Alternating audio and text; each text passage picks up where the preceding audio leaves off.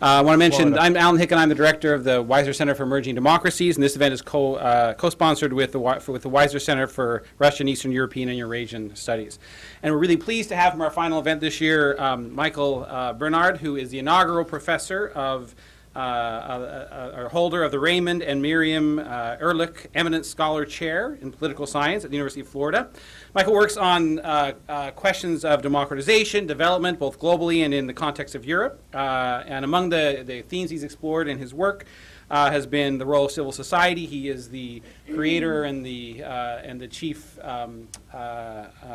chief researcher as part of the Varieties of Democracies project focused on civil society. So he created the civil society component of that project. He also works on institutional choice, new democracies, political economy of democratic survival, and the legacy of extreme forms of dictatorship. He got his bachelor's from University of Pennsylvania, MA in Russian and Eastern European Studies from Yale, and his PhD from Columbia in political science. He's the author and editor of more books and articles than I can count, but let me just highlight some of the books. 20 years after communism, The Politics of Memory and Commemoration, which just came out a couple of years ago, I believe. The Origins of Democratic Poland, From the Polish Underground and Institutions and the Fate of Democracy, Germany and Poland in the 20th Century. Today he'll be talking to us about one of his new projects, and please join me in welcoming Michael Bernard.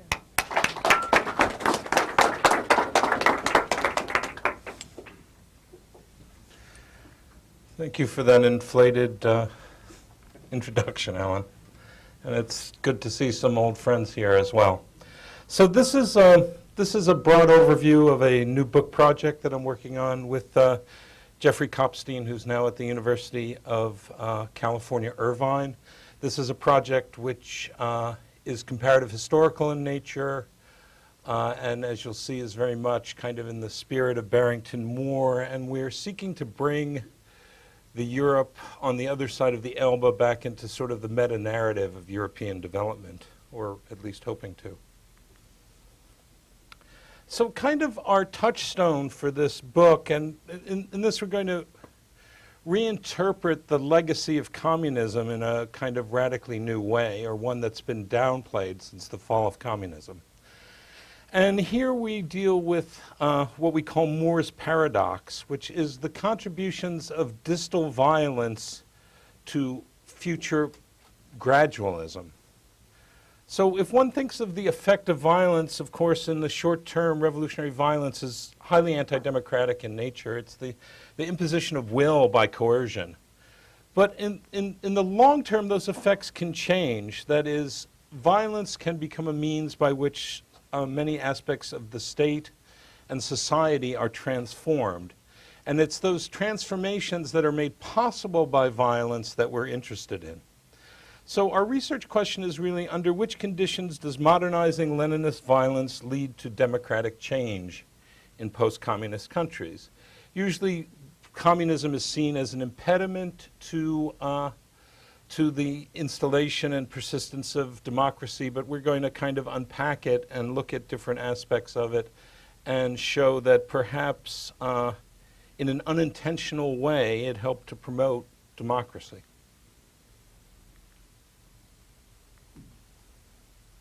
So Western developmental sequences that have yielded democracies have included a great deal of violence. Moore, in his discussion of England, talks about how the 17th century revolution, which ended with the beheading of the king, led to gradualism in the 19th century.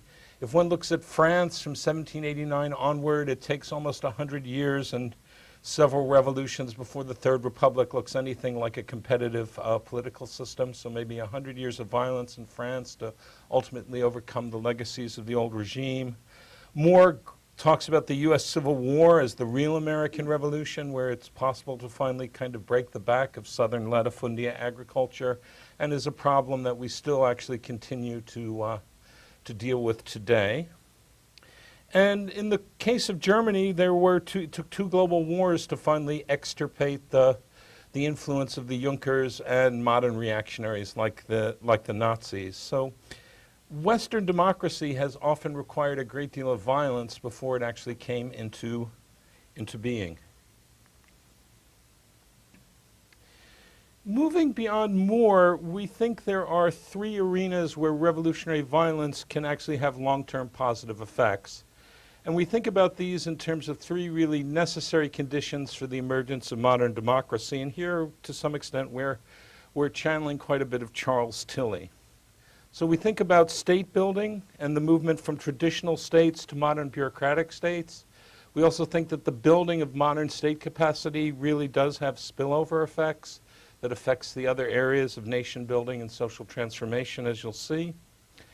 The nation building project, the creation of the taking of disparate local communities and creating a modern shared identity with a national subject that can actually serve as a citizen in some sense. And of course, social transformation from traditional agrarian society to modern society, industrialism, education, etc.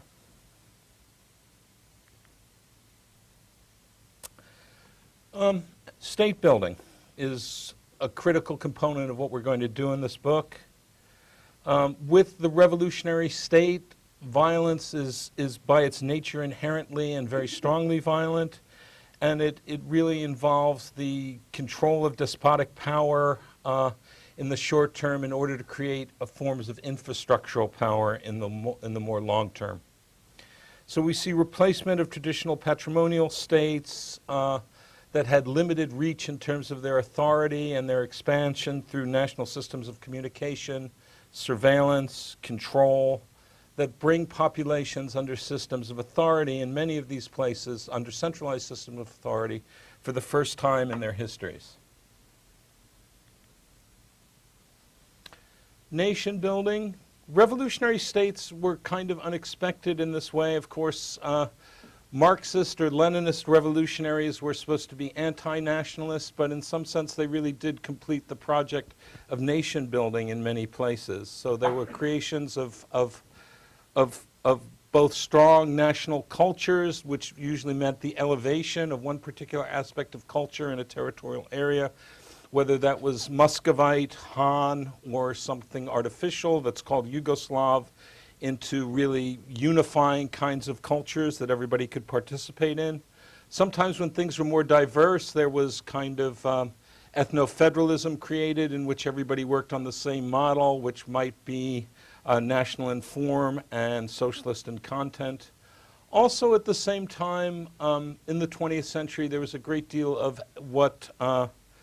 what's been called ethnic gardening in the region that we're involved with. Some of this, of course, had nothing to do with Leninist revolution. Quite a bit of this was accomplished either by nationalists at the end of the First World War or by Nazis during the Second World War. But to some extent, it was completed by the socialists in the aftermath of the end of the Second World War, with massive transformations of populations, reorganization of lines of states, and so on and so forth. Socioeconomic development. Of course, Leninism has a program of state-led development and of revolution from above to rapidly industrialize economies. This also has important social ramifications, which we'll talk about. Here we talk about two different aspects. One we call addition by subtraction, which is removal of social impediments to democracy. Here we think in particular about large-scale agriculture, latifundia, the persistence of aristocracy and labor repressive kinds of modes of production. And we talk about addition by augmentation, that is, with the creation of industrial societies, we see the creation of new classes, which were only small parts of these societies before. And these new classes that are created, in particularly a large blue-collar and white-collar class, are really essential in struggles for democracy historically in most regions of the world. So in terms of how we're conceptualizing the project, we see the state building, nation building, and social transformative projects in some senses necessary conditions for democracy. And I stress necessary, not sufficient in themselves, but all three of these projects have to be advanced far enough to make democracy feasible. Stateness itself is a necessary condition for democracy. We know from reading the political scientists Linz and Stepan. For nation building, there has to be a creation and agreement on a kind of national popular subject for there to be democracy. And in terms of the social transformation, we actually think this creates the social agents who are going to push for democracy in struggles, as well as eliminate some of the most pernicious historical actors who impeded democracy.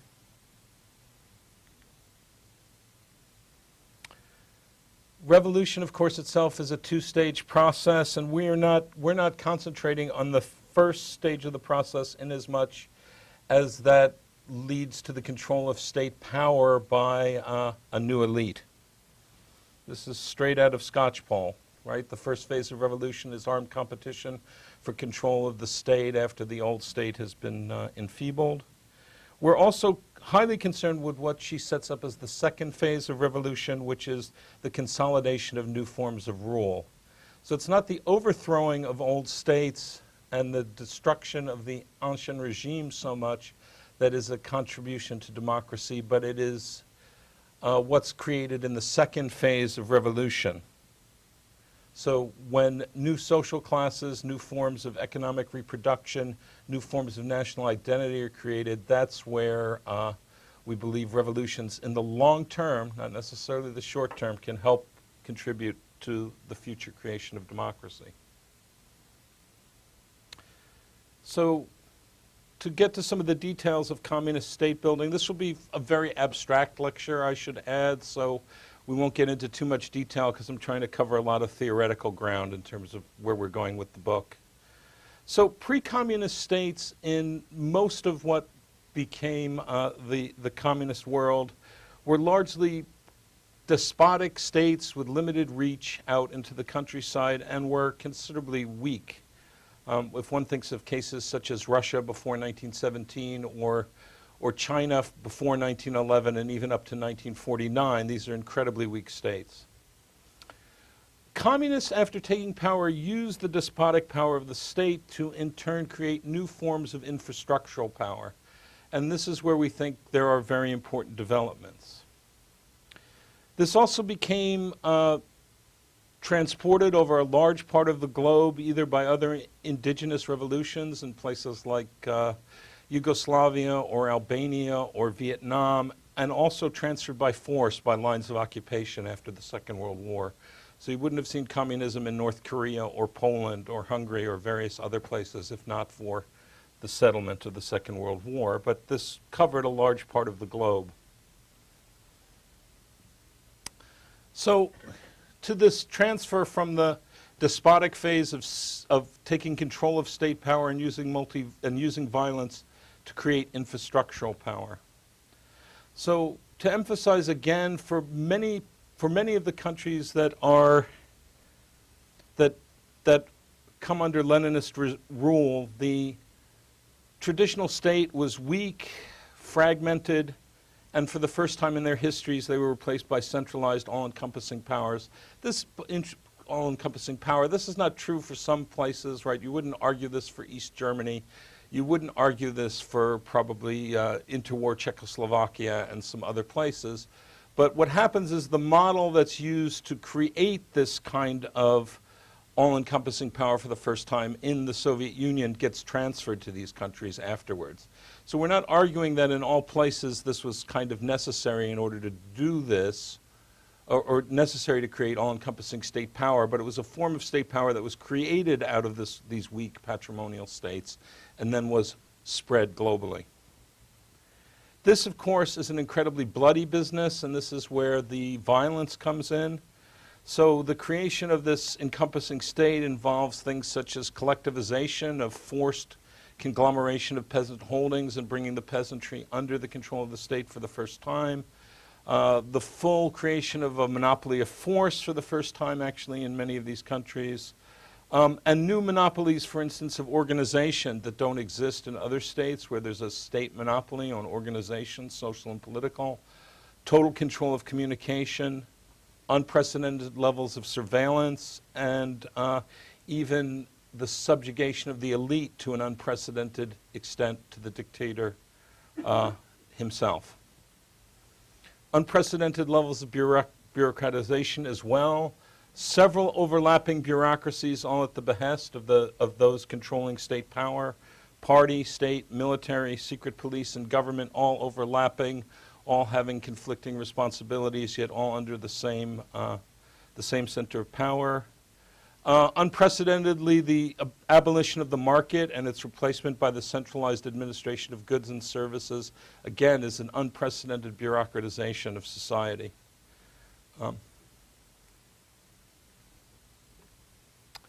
Infrastructural power is dangerous for dictatorship, though, because it disperses resources, know-how, and so forth downward.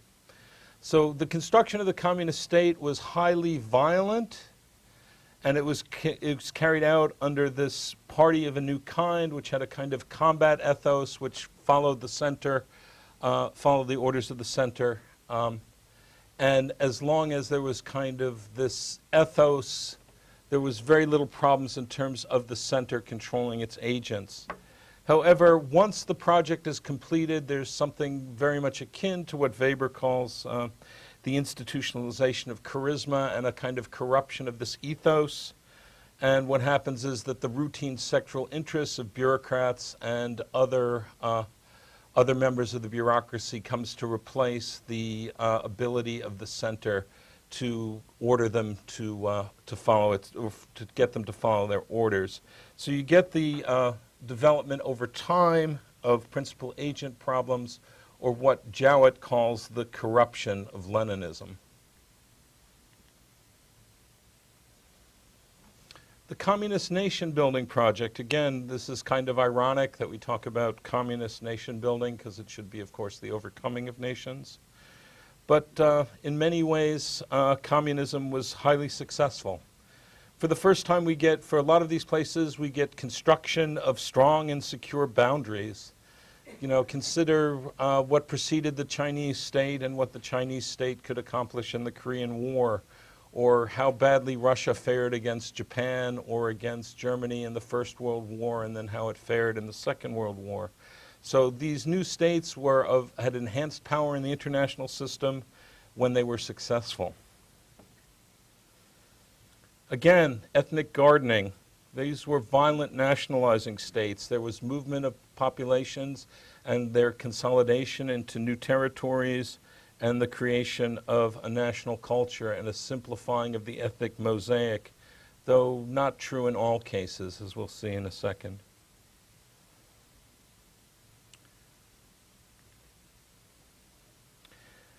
The ramifications of communist nation building lead to what we see at least 3 different patterns. That ethnic gardening leads to, in several places, much more homogeneous nation states. We see this in places like Poland, Hungary, Bulgaria, Romania, Albania. We also see a second pattern where there are federal states which have strong titular nationalities and subunits, and in the post-communist period, these are often able to reassert themselves as nation states. We see this in Czechoslovakia, though it becomes Czecho in Slovakia. We see it in several of the republics of the Soviet Union, such as Russia, Belarus. We see it in Serbia, of course, though we'd say that that really only emerges fully when the Kosovar issue is solved. We see it in places like Slovenia, Montenegro, where there are these strong nationalities that emerge out of federalism. And then there's a third pattern where there are unresolved nationality issues due to less gardening or Russian settlement during the Soviet Union as a form of control. And these, in order to move to democracy, have to resolve these issues, or their movement to democracy is complicated. So, you know, we see this in places like Bosnia, Macedonia, Ukraine, Moldova, the Baltics, and widespread across Central Asia and the Caucasus. Then there's communist social economic transformation, and again we talk about this transformation from traditional society to societies that are urban, that have industry, that have education and modern forms of life for the first time.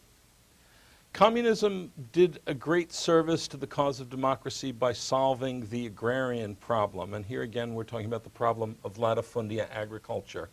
That if you look at most of these countries and their failure to democratize in places like East Central Europe during the interwar period, a latifundia-based aristocracy was a major break on the ability of countries to democratize in the interwar period.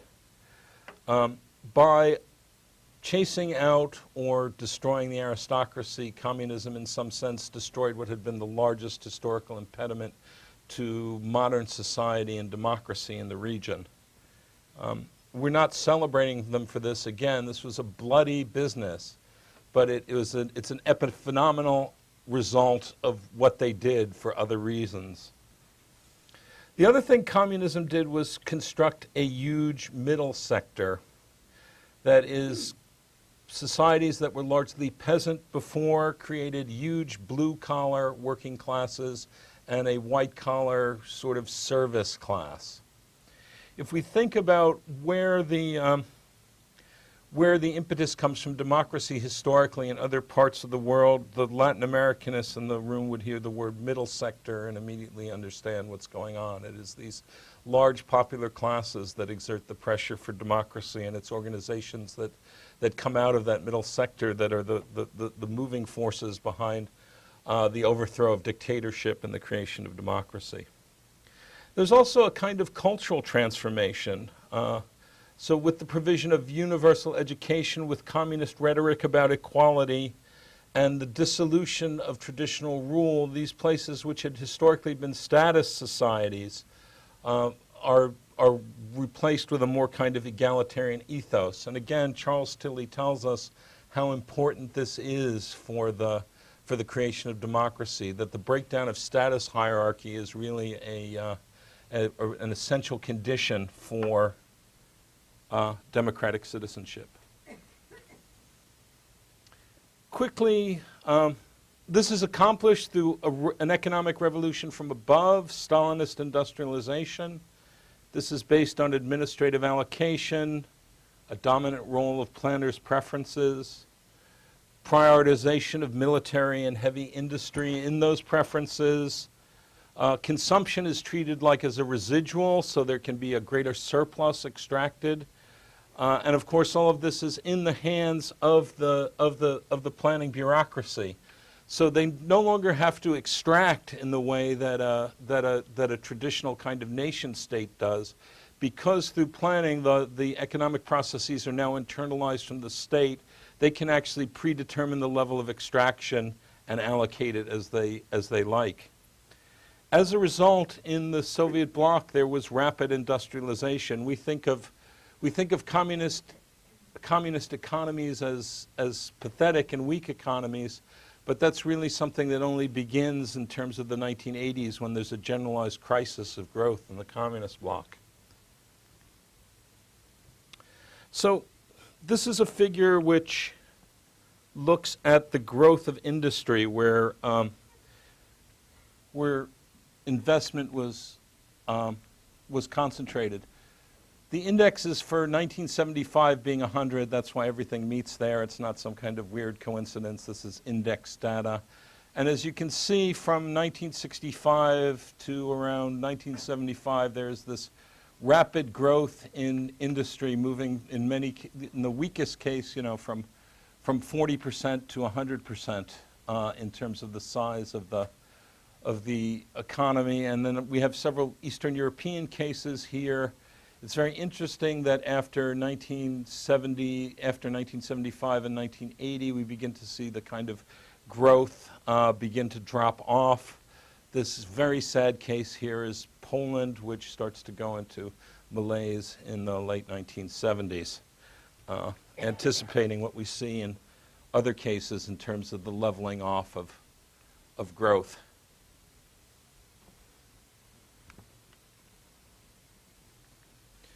If we look at agriculture, again, we see a kind of ignoring of agriculture that, in 1975, it's the size of agriculture in terms of GDP in gross terms is only 20% higher in 1975 than it is in 1965. And we see it even stagnating again after 75. The one exception to that is Romania, which was both exporting agricultural products in order to deal with a massive debt crisis through chronic mismanagement, and something that the Romanians actually had a relative competitive advantage in, both in the bloc and not too bad globally, actually. If we look at what happens to GDP per capita in under communism, or prior to communism, prior to 1917, we can see that the interwar years was a very stagnant time for the region. And then we can look at the period after communism and see how much quicker the rate of growth increases. That again, around 1980, it begins to stagnate. Again, Poland here is the very sad case. And the purple line here is the world average. So if you look at these kind of very important years of communist growth from the 1950s through the 1970s, and you look at the slope of the line, you really do see that there was a competitive advantage in terms of growth under communism for a very short period of time. The exceptions to this, to some extent, are China, which was very slow growing under Mao. But if we went past 1989, we'd see some new stuff going on there. And we talked a little bit about the kind of social ramifications of this, of the social modernization. Again, if you just kind of look at rates of urbanization. Oops, sorry. This blue line here is how urbanization increases across the globe in this period from 1960 to 1990. And as you can see, China, again, is a laggard. But again, if you go past 1990, China all of a sudden makes huge progress. All these countries are urbanizing faster than the world average, and their level of urbanization is actually really quite high. It's unprecedentedly high in Russia, where it's over 70%, even higher than the European Union, for instance. If we look at the percentage of agriculture in the labor force, this is just tracking 1930 to 1978. Again, we see a rapid drop-off in the size of the agricultural labor force, and an increase in the size of the urban labor force. And as we said, and that's related, of course, to the slide we just did on urbanization. Simultaneously, again, this is education from 1950 to 1990, and again, these are more regional rather than country scores. But as you can see, again, in 1950, country or areas that had very weak education, such as Mongolia and China, go up to middle levels, and countries that were more at middle levels move up to higher levels of education in places like the Balkans, the former Soviet Union, or the Baltics. And countries that had moderately high levels of education around the 1950s get out to the max, to levels that are as high as most of the OECD countries, about 10 years per average per person. So you see a kind of massive investment in human capital and levels of education in the bloc. So this slide sort of now moves to instead of talking about these legacies, trying to assess their legacies right now. So we think of state building and nation building as prerequisites for democratic development, and for large swaths of the world, of the Leninist world, this is in place. We don't think it's universally in place for all parts of the Leninist world, and we're going to make those assessments much more carefully as we turn to that chapter of the book. That's one of the parts of the book that's not written yet. Where nation building or state building is not far enough advanced, we actually think the prospects for democracy are dubious in that respect. These things have to be advanced to a certain level before democracy becomes feasible, or more complex at least. We think about the same way as this kind of social transformation as a necessary condition for democracy, where it's far enough advanced, we see the creation of these large middle sectors of society as the predominant social formation in these countries, and we believe that these play the predominant role as social forces in pressing for democracy in the period after 1989 when communism is in crisis. Now, we think generally that these kinds of necessary conditions were at least possible across a large swath of the communist world, soon to become the post-communist world after 1989, 1991. Yet at the same time, we see massively uneven outcomes across the post-communist space. And what we want to do now is kind of differentiate how the legacies and other things help us to explain these outcomes, why there was democratic success in some places and why there was not, or why there was democratic failure or failure to launch democracy at all in other places. So the explanation we think is complex. In the first instance, we think some countries don't even sort of enter into the death throes of communism because they solve the riddle of shrinking growth and growth bottlenecks, and thus they kind of avoid what we see as kind of the critical juncture that can potentially lead to democracy during the extrication from communism. We see this probably as only confined to East Asia, and we can think of China and Vietnam as countries which kind of solve the riddle of deteriorating rates of growth under communism, largely by adopting forms of state capitalism under communist parties. But they did manage to solve the riddle of growth and maintain party control over the polity. We also think there are several countries where there are missing necessary conditions, including questions of national identity unresolved. Bosnia would be a case like that of a country that is shipwrecked in terms of democracy because of its partition between three different sub-states. Some places where there were weak successor states, and some states where there were incomplete socioeconomic modernization. And I am looking forward to dinner with Pauline to get my reading list for this part of the book as I begin to start on this chapter this summer. For the rest of the sample in which the riddle of economic contraction is not solved, or there aren't missing necessary conditions, we treat the generalized crisis of growth in post-communist countries as a critical juncture that leads to what we call the extrication from communism. We call it the extrication from communism because we don't want to get all teleological and call it transition. And we think there are multiple pathways out of communism, some of which are democratic, some of which are authoritarian. And if all three necessary conditions are present, we believe at this critical juncture, actor choices are what is actually going to determine the outcome.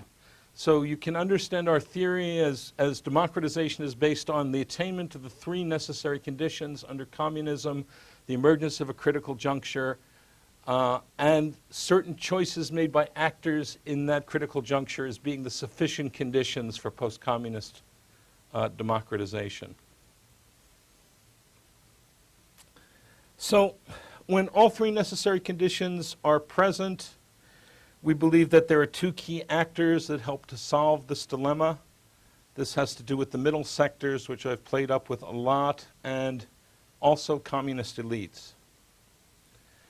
At the end of Leninist systems, the elite faces a real dilemma, which is how to convert its power under the old system into new forms of social or economic capital that will allow it to continue to be elite and have an important role in the system.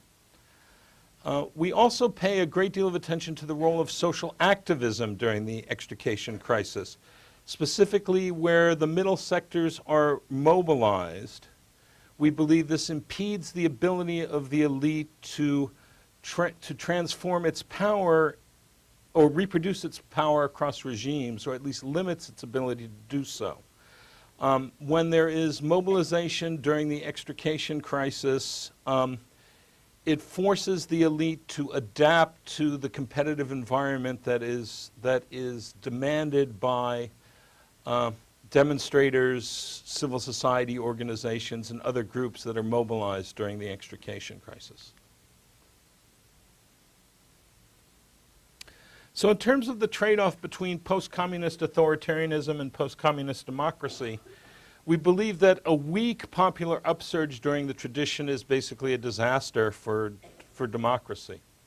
The elite basically says it's the reformers, it redistributes power on its own terms, and the kind of communism that emerges is neo-authoritarian. It's, for the most part, competitive authoritarian with kind of a neo-patrimonial distributive system that supports both the elite remaining in power and people from the old elite maintaining their privilege. Where there's a medium strength upsurge, there are moderate constraints on the elite, and we think the outcome is uncertain, and we think actually quite often what determines the final disposition of these cases are external pressures. And here we borrow very heavily from Levitsky and Way in terms of their arguments, in terms of linkage and leverage. And finally, where there's a strong upsurge, we believe the elites are forced to adapt to a new competitive environment or face kind of Carthaginian sanctions from the people who are mobilized and about to take power. And so they decide to go along and play the game and adapt to the new rules of the game. So to outline a little bit more the theory in terms of who are the key actors, we build off of Conrad and Seleni's tripartite model of the communist elite, looking at three different sectors: the economic and technocratic stratum, the political and administrative stratum, and the cultural stratum. Since I'm running out of time, I will hold off in talking about those in greater detail. The important thing to think about at this juncture is what the politics of the elite looks like when communism seems doomed, sort of beginning as the dominoes fall after Poland. In many regards, the elite itself was highly unhappy with communism. Both the economic and technical strata and the cultural strata are tired of the kinds of constraints that the political and administrative elite are putting upon them. At the same time, in many countries in the region, there's activation of popular sectors. We see the emergence of critical oppositions in the 1970s and 80s in many of these countries, calling for the transformation of the system. In some countries, this was so organized and so permanent that we can actually talk about the reemergence of civil society under communism, something that seems implausible given what Kolakowski talked about in terms of what communism meant philosophically was the abrogation of civil society. We see the cultural stratum largely abandoning the regime. Nobody who's working in culture and the like is at all supportive of the administration, and indeed some of the most important leaders of emergent civil societies are drawn out of this stratum. The economic and technical stratum is really unhappy with the kinds of constraints that the regime is placing on them, yet at the same time probably like their soft budget constraints under the regime. So they have a kind of ambiguous position towards change. They are unhappy with the existing system, but they're afraid of losing their subsidies. And for that reason, we think that this stratum is really key in terms of elite politics, that it's the swing stratum. The political and administrative elite, of course, is just trying to keep the system together because that's what it does. So in some sense, we have one stratum that's abandoned the communist system, one stratum that's wavering between and one that's trying to keep it together. So for us, this elite division and the popular sector come together through the emergence of new forms of civil society during the critical juncture. And here we talk about already organized kinds of civil society organizations that existed in many countries in East Central Europe as sort of new forms of underground organization, resistance, and opposition, and also demonstrations and popular turnout at the time of critical juncture in the period 1989 to 1991. So for us, the key master variable in terms of this is how does the economic and technical stratum react to the opportunities available at extrication?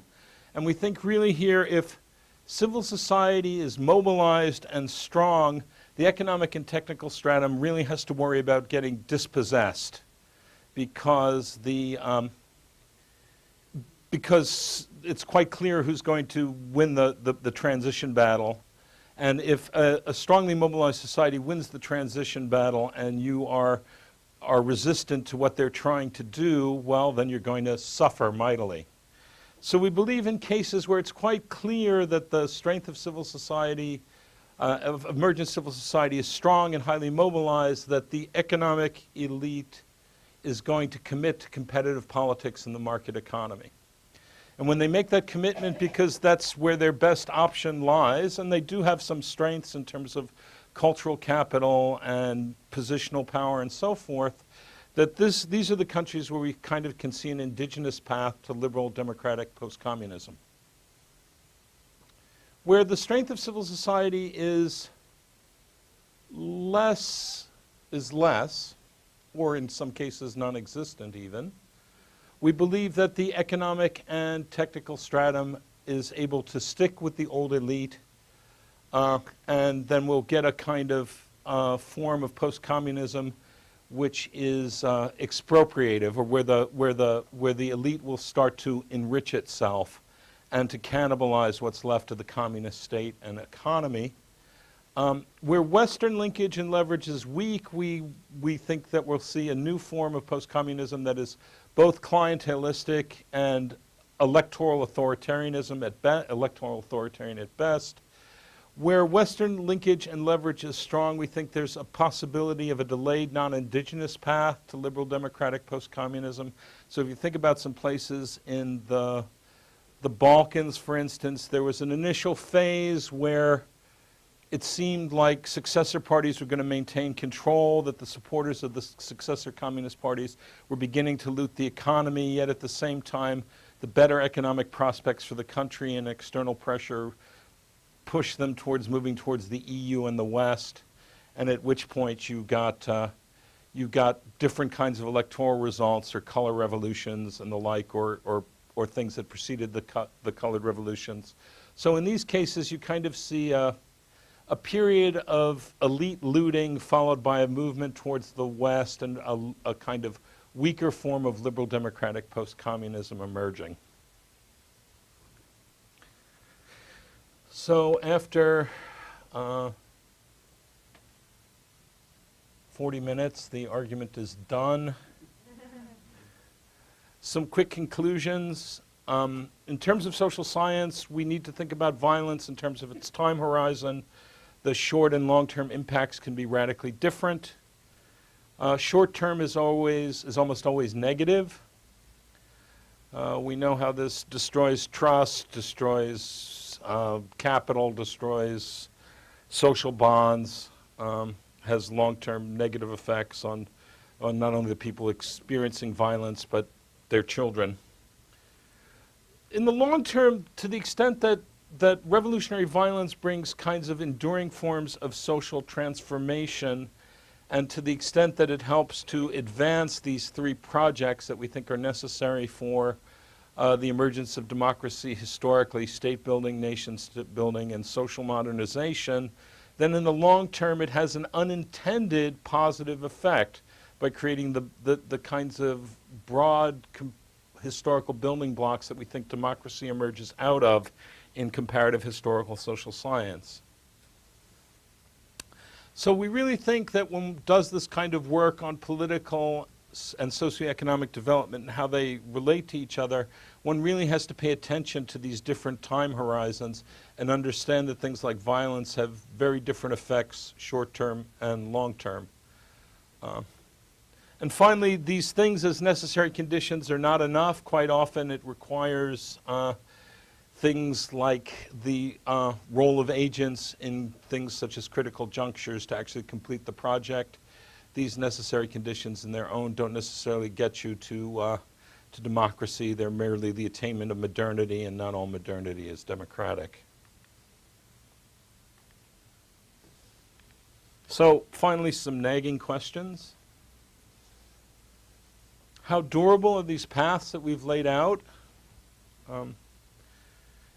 Certainly we wrote the book before peace won in Poland. Peace winning in Poland scares us. So the former regional democratic stars are now in democratic deterioration. You know, for a while Hungary was the darling of the West, and then Poland was the darling of the West. And my Hungarian political scientist friends are telling me that Hungary's already competitive authoritarian. And I know enough about Poland to know that Poland is not a democracy yet, but I sure as heck know that there are some authoritarians who have a hold of the state. And luckily, unlike the Hungarian authoritarians who are in control of the state, they only have a simple majority, not a supermajority, so things are less advanced. And civil society does seem a little more durable in Poland than Hungary, though the Hungarians seem to be giving them a run for their money in the last 2 weeks. So maybe there's room for optimism and that these are durable paths because of what's gone on in society, despite some fairly nasty elites merging in the region. The question is, what does this mean long term? Is democracy threatened by globalization? And what that does to distribution and how that creates greater inequality? Is this a product of the Great Recession, problems of stability in the EU, and new opportunities open for chauvinism due to the refugee crisis in Europe? Is this short-term or contingent, or is this destabilizing? Is what happened with the Great Recession and the crisis in Europe a new critical juncture that unsettles a fairly stable 20-year path of unprecedented democracy in this part of the world for some countries? Or is it merely a blip? You know, I'm looking forward to the next Polish election to see what will happen, whether Poland is durably democratic and gets rid of its Metzar, or whether Poland re-elects its Metzar or re-elects its Orban. So at this point, we're going to have to rethink the ending of the book and deal with these questions about whether what we've captured here is the logic behind a 20-year periodization of unprecedented democratization, at least a part of this region of the world that's experienced Leninist revolution, or whether we need to talk about how that period has come to an end. And we're unresolved on that. Luckily, we still have some more writing to do, so maybe some more history will happen that will make this this clearer to us. Thanks. Mike, are you comfortable taking your own questions? Yes. Okay, so we'll open it up to questions. Please wait for the mic to come so we can make sure we answer them. Or Julia, why don't you just go with people to the mic, with the mic, and let that be the ordering, so I don't...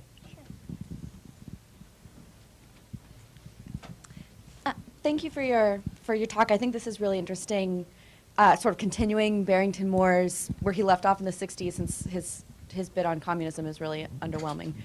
And I think you've got a really great front end of your argument, suggesting that the socialism destroys the aristocracy and supplants it with this other type of institution. But my question comes in the critical juncture. And I wonder if you see the relative strength of communism in different parts in different numbers of your cases, affecting the size and strength of the middle class, or the middle sector, and their relative degree to form a civil society that would then protest and affect the second half of your argument, the kind of flourishing or not of democracy in the critical juncture. Because I think I could see some kind of feedback, right, to the relative strength of communism in the pre-juncture period. If that makes sense? Yeah, I mean, I think it's an interesting thought. I think measuring the strength of communism is a kind of difficult thing to do, right? So is communism stronger when it's more authoritarian and more repressive, or when it's more capable of reforming? And this is in some sense one of the issues that we've wrestled with.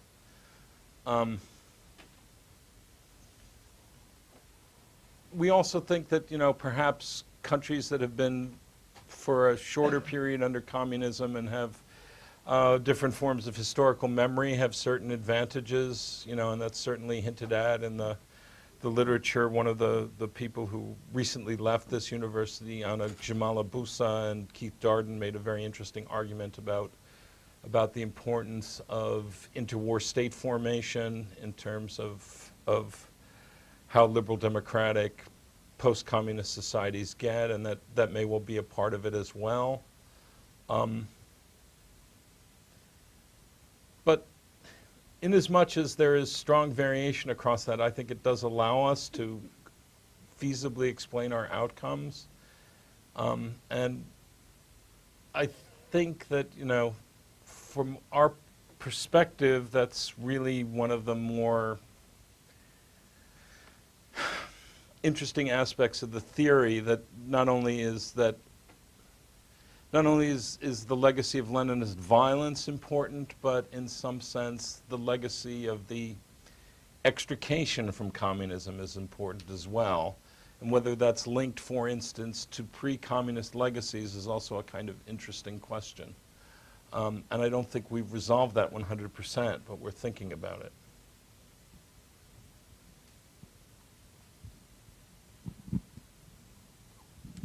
Well, thinking kind of globally or in terms of, big events, do you think that what happened in East Central Europe in the former Soviet Union in this 1990s, 1989, 1991, is it what happened in France in 1789? Or did it happen in 1917 and the process was just kind of finalized in 1989, 1991? Did I make myself clear? Yeah, I actually think they're very different processes, and let me tell you why. So if we look at 1789 or we look at 1917, those were revolutions as modernizing processes. And if we look at 1989 to 1991 in the region, then these were countries that had already made the jump to modernity under a different system, and then they proceeded to both reform the primary mechanism of allocation under the system, as well as the ways in which political leaders were empowered, chosen, and what kind of constraints they had on them. So in one sense, 1789 or 1917 are really jumps from traditional society or societies that had strong elements of tradition in them to the beginnings of modernity, and what happened in 1989 to 1991 was a jump from one form of modernity to another. So in that sense, I think they're different. But, well, in terms of class formation, probably, the creation or the ushering of these, class inequality and bourgeois classes, kind of modern type class inequality that happened in 1989. Yeah, but again, if one looks at the Gini scores in these places, communism actually has a kind of enduring legacy there. The Gini scores, for instance, in East Central Europe, are relatively low by OECD standards. I mean, they're down with the with the Scandinavians and the Dutch. They're not up there with the United States and Great Britain and Japan and places like that. So yeah, and of course there were winners and losers that were created by the switching of allocation from administrative to market mechanism, and the human costs of that are heavy. But actually, I think in the scale of things, the transformation of inequality was harshest where democracy failed in the region, and where sort of neo-patrimonial kinds of systems of allocation of resources emerged rather than more liberal democratic market allocations. And in that sense, it's kind of interesting. We see parallels between kind of the late 19th century in Europe, where liberalism was a more egalitarian option than traditional forms of distribution. So we don't actually see in post-communism this this antinomy between, I don't know, social democracy and liberal democracy as what separates. We actually see the countries that are democratic to be more embedded in a Polanyian sense than those that move in an authoritarian direction, which are much more elite extractive and elite enrichment kind of regimes. So in that sense, too, it's radically different from the earlier revolutions in terms of what they mean for egalitarianism.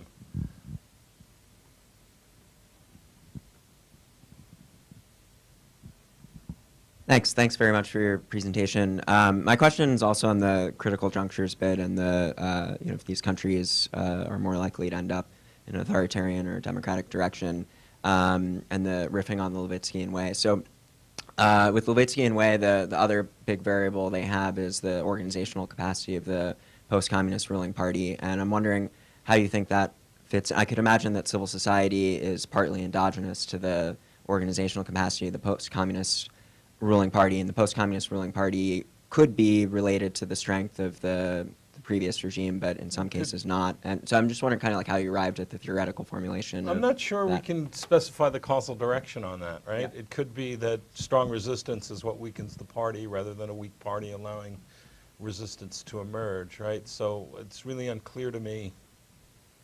And so I'm not going to look at it like a causal inference guy in scientific social science. I'm going to try and think about it as a set of connected conditions by someone who's got his comparative historicist hat on, and maybe not see them as unidirectionally causal but linked, and think of them as cases of causal correction, or of causally linked part of the same phenomenon.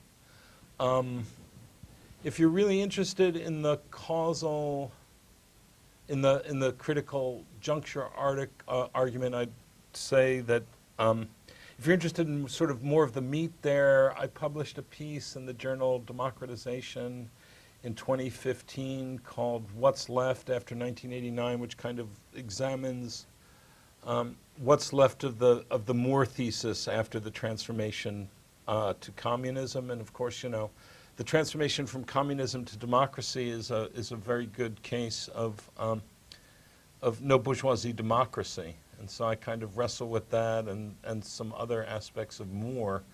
You know, it is possible to get to democracy without a bourgeois revolution. It's not possible to get there maybe without a revolution that has a modernizing impact. And so in that sense, it's similar. But if you're interested more in the critical juncture argument and how we're trying to measure this, that piece would be of interest. Sure. I was wondering if when you said necessary but insufficient, if you're saying that for all cases, or at least in the No, absolutely not. Absolutely not. So,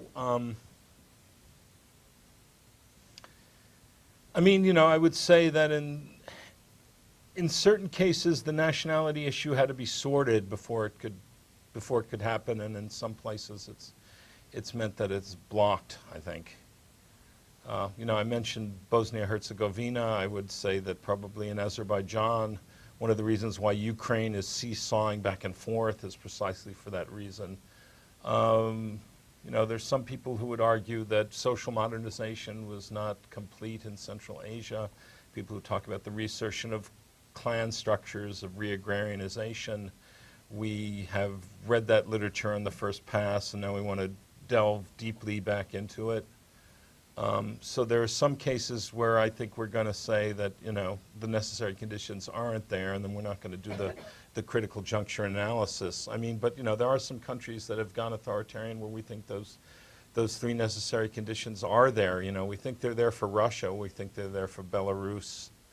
And quite clearly, they've taken a non-democratic path. So one of the things, so Jeff has just completed the chapter on state building. I've completed the chapter on socioeconomic transformation. He next turns to nation building, and I'm now turning to the outcome chapter, building on that earlier article I just mentioned. And now I have to do a very serious inventory of countries that I think avoided the crisis. Then I have to find a good way of measuring what we think are these necessary conditions and decide whether how we're going to measure those and seriously come up with cutoff points, which is a daunting thing. But we're going to try and do that. And then those where we think the necessary conditions are then present, we're going to have to do more in-depth casework on what we think happens during the extractive sequences. So. And just quickly related to that, and has that involved, or is that involving like counterfactual, thinking all about, timelines or things would have looked differently in terms of say the timing and levels of violence, or? Well, okay, so we're not thinking in terms of violence as treatment and level of violence to as like more violence is good or bad. We're actually much more interested in what the effect of violent revolution is in terms of laying down these three necessary conditions. So we're not thinking in those terms. We're also not making the argument that violence of this nature was necessary for this part of the world to get to democracy. We're not saying that Leninism was necessary for Poland or Hungary or Kazakhstan to get to democracy or not get to democracy. We're merely saying that this happened to these countries either through indigenous revolutionary procedures or through transplantation of the Soviet model to their country by force. And when they came to the end of it, it left them with a certain set of conditions. These things were created by violence at the onset, and then there was there were distal effects of these violent procedures, and that's where we're taking it from. So when we say they're necessary conditions, we're talking about these three projects as necessary for democracy on a general level, but we're not saying the way that they were completed in these countries are necessary conditions for them to get to democracy. Czechoslovakia did not need Soviet socialism to get to democracy, right? It's quite possible that some of the other countries that were more advanced in terms of state building, nation building, and the emergence of modernity may have gotten to it in a different way, like, for instance, other peripheral European countries did. Sure. So building on that question, and that response, I'm interested in your thoughts on what the scope conditions for this are. So you cast this in this sort of post-Soviet space, but I was sort of thinking of a lot of parallels outside of that, our post-communist space, thinking of a lot of parallels elsewhere. So, I mean, would it be unreasonable to say this is an argument about sort of extrication from authoritarianism, full stop, and that these conditions need to be present and we sort of tell the same story with the same necessary conditions and the same sort of looking for the same critical junctures and same kinds of actors, or is there something particular? I think on some level we're importing a generalized political development literature back into the region, right? So we're pulling Moore and Ruschemeyer, Stevens and the Colliers and, Lubert and a whole bunch of people back in and using the tools of that, and Tilley, of course, to bringing the tools of that back in to examine the region from a more macro perspective and integrate it into that literature. So these notions of nation building, state building, and social modernization are kind of endemic to that literature. So inasmuch as you believe that is universal to other parts of the world, and that is, you know, assembled at least from European, Latin American, North American history, that's already pretty wide-reaching. We think those tools can be employed here. You know, whether you think they can be transferred to South Asia or Southeast Asia, I'd be interested in hearing at a later point in time.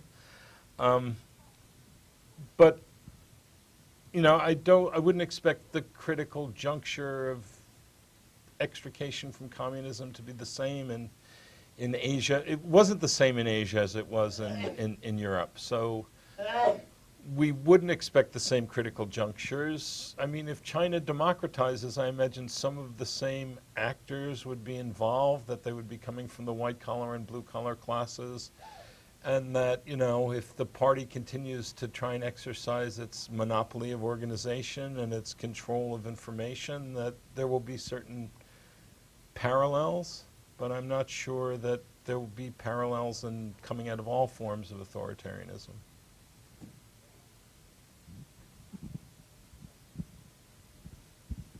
Hi, thank you for your presentation. I was wondering if you could talk a little bit more about the autonomous effect of violence in generating these three broad sort of like transformative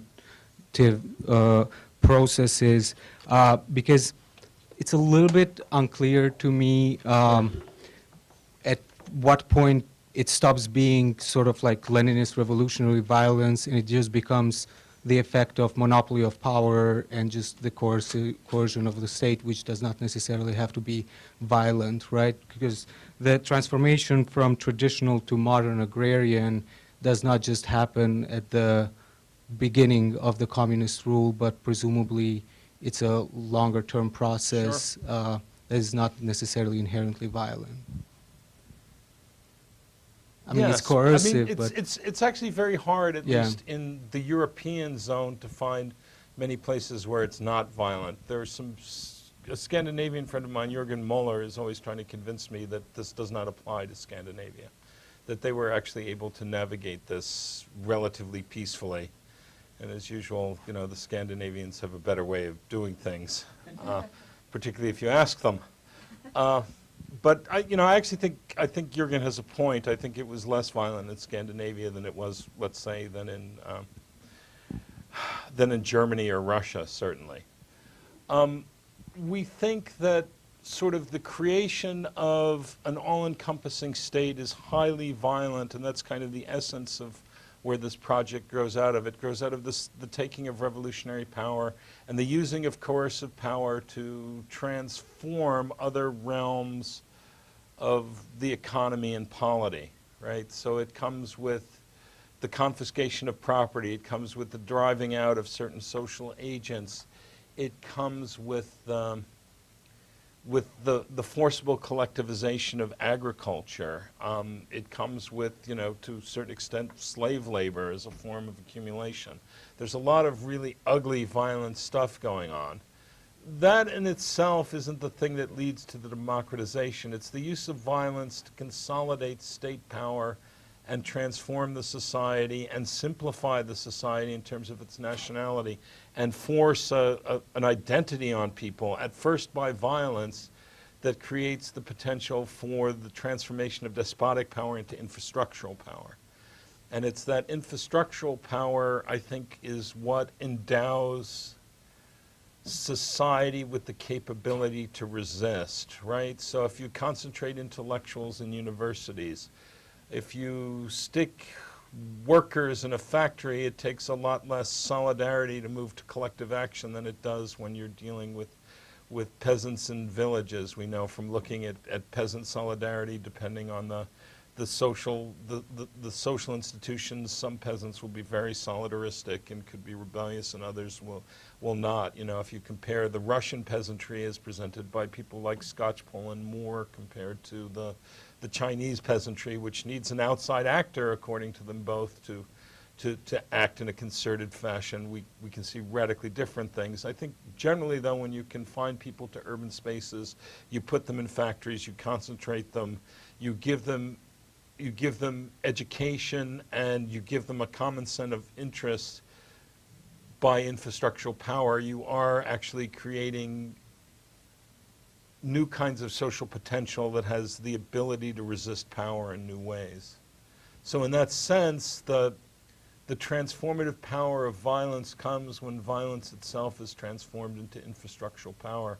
And you see that on the side of the elite as well, when the violent and institution building phase is over, and the violence is in some sense one of the most important tools of that institution building phase. When that part ends, then sectoral interests within the elite emerge. And that's when the principal agent problems emerge, and that's where the possibility for elite splitting emerges as well. So, I mean, I think you've put your thumb on something that's a way we're going to have to refine the argument, that the origins of this are violent, but it's how it institutionalizes that's really important as well in terms of explaining its potential to democratize. I have a question that I think sort of relates to the question of the critical juncture, which is how would your perspective change if you were looking instead at the emergence of authoritarianism? Are there another set of necessary conditions that are required for a particular kind of authoritarian government to emerge? And are there particular kinds of distinct strains of authoritarian governments that do emerge? Wow. I hadn't even thought of that.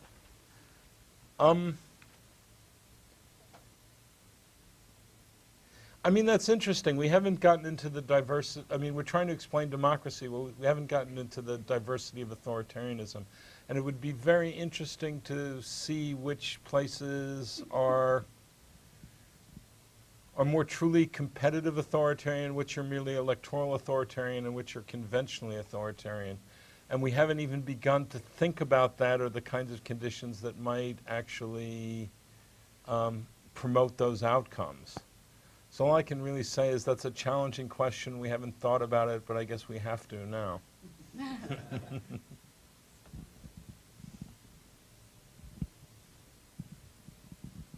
More since we got a couple minutes. So I was thinking about the sort of extended form game that you put up there with, and particularly the variable Western linkage and leverage, and sort of thinking about this as a nagging question, right? So does the weakening of the EU, the sort of retreat from the global stage by the U.S., at least constructive global stage from the U.S., and the more assertive postures of China and Russia, what does that imply for sort of the abilities, so for further extrication on the part of other regimes as we sort of move forward? Well, it looks a lot tougher than it did during the age when we were seeing a colored revolution every 2 weeks, right? And of course, not all of those were durable. But no, I think Russia as a kind of neo-traditional authoritarian player really complicates that, and one needs to look no further than Ukraine to understand that. Intimately. They're beginning to mess around in the Balkans as well, whether that will mean bad things. And of course, I think if Le Pen wins in France, we'll be worried much more about authoritarian reversions than we will about democratization for a period to come. I think that's kind of that's Orban's dream. I think that Le Pen wins, and luckily the alternatives in Germany are both pro-EU and pretty internationalist and pro-human rights and general shared development. So Germany may be the last firewall, but maybe Germany without France has less influence in Europe unless Germany rethinks itself. I'm okay. It's not a good question. Okay, well, I have a question. Okay, go. I have a mic, so I have the power. So, because it's also on this slide. So, could you say a little bit more about how civil society exerts influence on the economic and technical elite? That wasn't quite clear to me. Like, what's the mechanism by which they exert that influence? so- And okay. relatedly, Sure. go ahead. possibly? Can I do a two-finger? Yeah, another? Or you Yeah. could wait for Okay, the I'll answer, wait, I'll wait. wait for Fine, the answer to fine, the fine. first one and ask me a I better have the follow-up. power. Okay, go ahead. So in some places this is quite obvious when you see the emergence of underground press, when you see the emergence of new social movements, the emergence of fledgling political parties in the late 1980s. You begin to see the size and frequency in public demonstrations increase across many countries, and as the state is weakening and it's quite clear that something is afoot and that they don't have the wherewithal or the guts to repress anymore, it's quite clear that things are changing. You could, traveling in Poland in the 1980s, it was clear that that system was not going to repair itself. Traveling in Hungary in the 1980s, it was clear that that country wanted to get into the EU and was already smuggling itself brick by brick while lying to Moscow about where its true loyalty lied. So in that sense, that becomes quite legible for elite actors in some places. In other places, it's less obvious, but it emerges in the extrication crisis. So in a place like Czechoslovakia, the organized opposition is a lot weaker than it is in Poland, but then you get mass demonstrations in which those kinds of fledgling networks of organizations extend themselves and become the leader of those popular movements.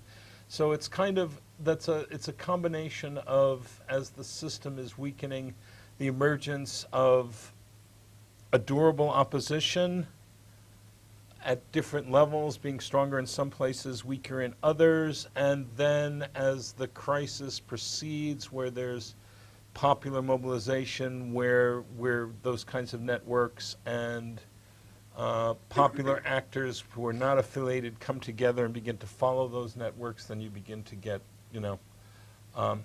what we would think of as the strength of civil society being the plus on this. So, but I'm still not sure why they would have a different influence on political versus economic elites. So essentially what you're saying is the economic elites see the writing on the wall and they side with the, Okay, then I haven't explained that well. Okay, so this is good. So basically you have two competing narratives, the narrative of the opposition wanting to change things and the existing political and administrative elite now beginning to sell themselves as reformers. So it's really which of the narratives they make the commitment to. Does that make better sense now? Yes, because I could tell an alternative story, the sort of Acemoglu and Robinson story, whereby the stronger civil society is, the more economic elites side with political elites because they're afraid of a redistribution away from them, right? So that's the counter story that you kind of have to... Well, I think actually in both scenarios,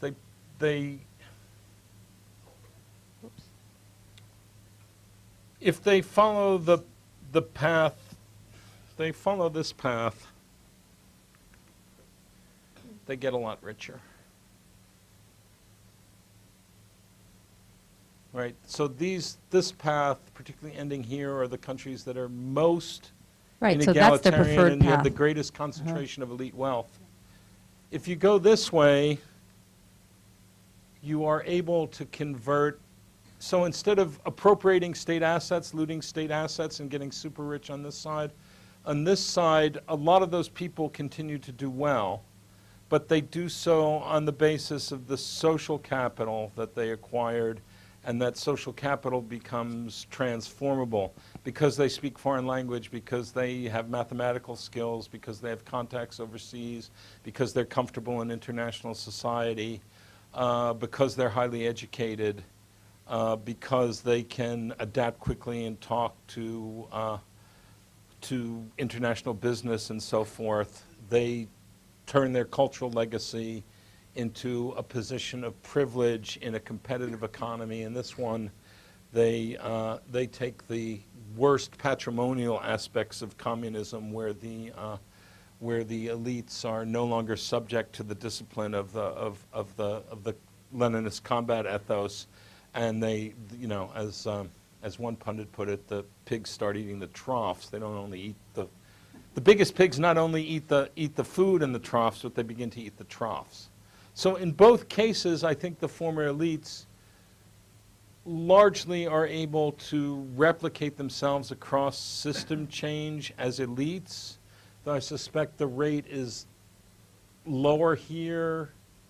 Or, no, I'm not even going to make that. I'm not going to make that. I'm going to say that the way in which they make that transition is different and has not only different ramifications for them, how rich they are, but also how their societies are ruled and how egalitarian or inegalitarian post-communism is.